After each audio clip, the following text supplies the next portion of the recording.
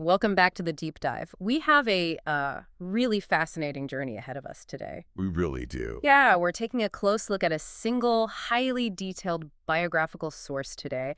We're exploring the life, the art, and the complex career evolution of Michael Boyer II. Right. Though you listening right now, you likely know him better by his stage name, Knowdaverbs. Yeah. Or, as he was known later in his career, simply Verbs. Exactly. He's an American Christian hip-hop artist originally hailing from Phoenix, Arizona. And he managed to carve out a massive footprint in a really specific, rapidly changing musical ecosystem. Our mission today is to sift through the facts of his discography and his timeline. We want to uncover the broader story here. We're looking at what it takes to navigate intense cultural pushback, how an artist evolves their own identity in the public eye, and really the mechanics of becoming a vital, collaborative force in your chosen field. Because on the surface, you're just reading a standard biographical article, right? And a list of album credits. But beneath that, you find the trajectory of an artist who was attempting to build a platform in a space that was, frankly, still trying to figure out its own boundaries. Yeah, completely. You're examining an individual who constantly had to negotiate the tension between his faith, the hip-hop art form, and the often rigid expectations of his local community. And to really understand that tension, I want to bring you, the listener, right back to the very beginning of his story. Just imagine being 12 years old. Just a kid. Just a kid. You've just discovered the thing that makes you tick. You know exactly what you want to do with your life. You want to rap. You want to immerse yourself in hip-hop. Right. But when you bring that newfound passion to your own community, specifically to the going-by churches you attend in Phoenix, they do not offer encouragement. No, they don't. They literally laugh at you. And the source points out this highly specific, pretty brutal detail. They actually exclaim that your chosen art form is a, quote, pit of hell. It is such a striking image. I mean, to be 12 years old is to be inherently vulnerable. Oh, absolutely. When you face that specific kind of vehement theological rejection from the adults and the community leaders you're supposed to look up to, the psychological weight of that is just immense. Yeah. It wasn't just a matter of them disliking the music. They were assigning a moral and spiritual failing to the art form itself. Which really sets the stage for a career built on friction. Today, we're going to explore how Verbs pushed through that initial rejection. We'll look at the foundational years he spent paying his dues, his unique lyrical approach that defied the extremes of his genre, a major branding shift, and, well, a deeply unconventional decision to put a thriving commercial career completely on hold. A huge pivot. Yeah. And finally, we will break down the massive network of collaborations he built. Okay, let's unpack this. So the early days are crucial to understanding his later resilience. The source notes that his journey into the industry didn't just magically begin with a solo record contract. Right. He was putting in significant groundwork long before he was the main act. By the mid-90s, he was actually spending time dancing with the group Jirits. Which is wild because he wasn't even front and center with a microphone at that stage. Exactly. He was physically participating in the culture adjacent to the music. He was experiencing the grueling reality of tours and stage performances before his solo recording career even took off. He was putting in the sweat equity. That physical participation demonstrates a profound dedication to the hip-hop culture itself. He was learning the rhythm of the industry from the inside out. But then we return to that massive point of conflict. He's trying to merge this authentic hip-hop expression with his faith, taking it to those nearby churches, and the reaction is visceral. What's fascinating here is the sheer difficulty of trying to pioneer something new when the hardest pushback comes from your own backyard. Yeah, that local resistance. We tend to think of innovators battling faceless corporations or broad market trends. But the most paralyzing resistance is usually local. It's the people in your immediate vicinity telling you that your vision is fundamentally flawed. Because in a religious context, the stakes are elevated from, hey, this won't sell, to this is inherently wrong. Right. That kind of localized pressure would force most young creatives to simply conform to whatever their community deemed acceptable. Most people would just put the microphone down. Right. But he required an incredible amount of internal validation to keep going. Since he wasn't getting any external validation from those nearby churches, he had to rely entirely on his own internal compass. He had to trust his own gut. He had to trust his own conviction that the culture of hip-hop and his personal faith were not mutually exclusive, despite the laughter of the adults in his life. I want you to think about that for a moment in the context of your own life. Consider a time when you had to defend a passion or a creative project or a new direction to a crowd that was entirely skeptical of your vision. It's terrifying. It is. It requires a rare kind of stubbornness to hold your ground when the people closest to you are telling you to abandon ship. And that specific kind of stubbornness eventually translated into a viable career. Hmm. He ultimately signs with Goatee Records, which was a label that was crucial in developing that specific market. Hmm. In 1999, he releases his debut album, The Syllabus, Classic. and he follows it up just 1 year later, in 2000, with his sophomore project, The Action Figure. The titles themselves feel like a direct response to those early years of friction. Like, the syllabus sounds like he is establishing his curriculum, laying out the foundational arguments for why his art deserves to exist. Right. And then the action figure suggests taking those concepts off the chalkboard and putting them into dynamic motion. The source notes that both of these early albums were fairly successful for gospel rap, which indicates that he was successfully carving out an audience. He was transitioning from the kid who was laughed out of the sanctuary to an artist with a measurable commercial footprint. But the most revealing detail in the text is the specific description of how he actually wrote his music. The source states that his lyrics took a middle ground approach. So what does this all mean? Well, the text defines this middle ground as sitting somewhere between the explicit doctrine of a group like the Cross Movement and the poetic musings of Grits. Got it. To understand the tightrope he was walking, we have to understand the musical spectrum of that era. On one end, you had the Cross Movement. They had that gritty East Coast boom-bap sound focused heavily on street preaching. Very direct. Highly direct, unambiguous, and unapologetically instructional. It was theological declaration over beat. On the other end of the spectrum, you had Grits. They brought a funkier Southern alternative vibe.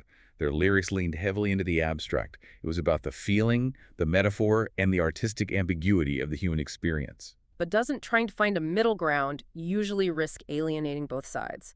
Usually when an artist tries to please the purists who want direct messaging and the creatives who want artistic abstraction, they just end up with a watered-down product that nobody really loves. How did he avoid that trap? That is the danger of the middle ground if it's treated as a compromise.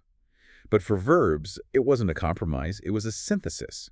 He figured out how to deliver clear, substantive messages without sacrificing the sonic and poetic elements of hip-hop. Okay, that makes sense. He wasn't just giving a dry lecture over a drum loop, nor was he hiding his core beliefs behind layers of confusing metaphors. He found a way to be understood clearly while maintaining a high level of artistic credibility. Which relates so directly to how we all communicate, doesn't it? Whether you're listening right now and you're drafting an important email, or you're giving a presentation, or creating art yourself, finding that balance between being perfectly direct, that explicit doctrine, and engagingly creative, the poetic musings, is a universal challenge.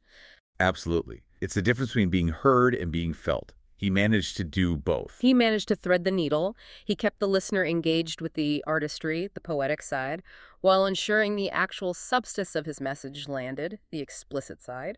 It is a mature artistic choice, especially for a genre that was still suffering from an identity crisis, trying to figure out if it was a ministry tool or a legitimate art form. Verbs essentially proved it could be both simultaneously. And that maturity leads right into a major turning point in his career timeline. After establishing himself with the syllabus and the action figure, we see a distinct shift. He drops the Noda from his stage name. Right. He transitions from Knowdaverbs to the much sleeker, more streamlined verbs. Rebranding is a tricky maneuver. It usually signals an artist wanting to shed the novelty of their early work and step into a more confident, focused era. He's paring down the moniker to its core action. Just the verb. He begins preparing his first album under this new name, a project titled Unlocked, slated for a 2003 release. But the source material includes a detail that completely disrupts the standard music industry narrative. It really does. The album was delayed. And the delay wasn't caused by label disputes or sample clearance issues or creative block. It was delayed because Verbs made the decision to spend 6 months in South Africa on a mission with his home church in Nashville, Tennessee. If we connect this to the bigger picture, you have to realize how incredibly rare this is in the entertainment business. Let's look at the momentum he had built. He survived the early rejection, he secured a deal with Goatee Records, he dropped 2 successful albums back-to-back, and he had just executed a fresh rebrand. He was on fire. The industry playbook dictates that you never step off the gas when you have that kind of traction. You tour endlessly, you stay in the studio, and you keep your name relevant. Because it is an industry built on the fear of being forgotten. To intentionally leave the country and step away from the microphone for half a year is almost unheard of for an artist on the rise. It speaks volumes about his internal hierarchy of values. In a culture obsessed with relentless career momentum, he actively chose to hit the pause button. He recognized that his personal grounding, his faith, and his commitment to his home church in Nashville superseded his album release schedule. Yeah. He chose global service over commercial capitalization. How often do you feel pressured to just keep producing and moving forward? It forces you to wonder how valuable it could be to hit pause for a higher calling or just a grounding real-world experience. And you have to wonder how that trip impacted the thematic arc of his later work. Definitely. Before he left, he was gearing up for Unlocked, a title that implies breaking out, launching the new solo identity. But when you look at the titles of the work he released after returning from South Africa, the tone shifts entirely. He does. He drops an EP in 2006 called The Groundwork 3P, and then his next major studio album in 2007 is called The Groundwork Theory, released under a new label, 1280 Music. The shift from Unlocked to Groundwork is telling. It suggests an artist who went from focusing on his own breakout potential to focusing on what holds everything together at the base level. You don't spend 6 months doing mission work in South Africa without it fundamentally altering your perspective on what truly matters. Yeah, that changes a person. It seems to have grounded him, shifting his focus away from the industry treadmill and back to the foundational elements of his life and art. He stepped away from the microphone to physically live out the lyrics he had been writing. But while those solo albums, from The Syllabus up to The Groundwork Theory, are impressive, here's where it gets really interesting. When you look at the source material, the most extensive section isn't dedicated to his solo career. Not at all. It is the staggering list of his collaborative work. The sheer volume of his guest appearances paints a picture of an artist who functioned as a structural pillar for his entire musical community.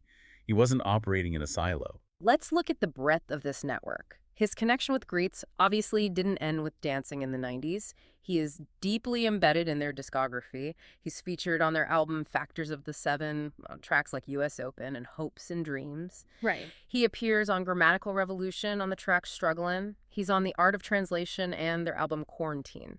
That is a recurring multi-album creative partnership. And that is just one group. The list extends rapidly across different sounds and subgenres. Oh, it's massive. He works extensively with the R&B group Out of Eden.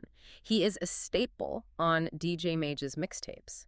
And we have to remember, in the late 90s and early 2000s, mixtapes were the lifeblood of hip-hop discovery. The absolute core of it. Verbs is featured on DJ Mage's Wax Museum, Full Plates, The Ringleader, Bougie Route, and Sabbatical Transit. He is collaborating with KJ52, Camp Quest, and Pedidee. He even crosses genre lines entirely to work with the rock group Pillar on a track called Galactic Groove and collaborates with the alternative band Silage on a track titled, appropriately, Verb. When you look at that diverse catalog of features, you see a masterclass in versatility. Going from the southern alternative bounce of Grits to a rock track with Pillar and then holding your own on a DJ Mage mixtape requires an incredibly adaptable skill set. He became the connective tissue of the Christian hip-hop ecosystem. But what is the strategic value of being that connective tissue? Does spreading yourself across so many different projects dilute your own solo brand? Actually, in an era before algorithmic playlists and streaming recommendations, it was the ultimate form of cross-pollination. A fan who bought a Pillar CD for the rock music would hear Verbs on Galactic Groove. That makes a lot of sense. That fan might then track down a DJ Mage mixtape to hear more of him, and suddenly they're introduced to an entirely different segment of the hip-hop scene. Verbs served as a bridge between disparate fan bases. It redefines what success looks like in the music industry. His footprint wasn't just measured by the albums with his face on the cover.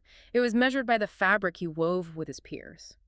You do not get invited into the studio by that many different artists across that many different genres unless you are bringing something highly valuable, professional, and ego-free to the table.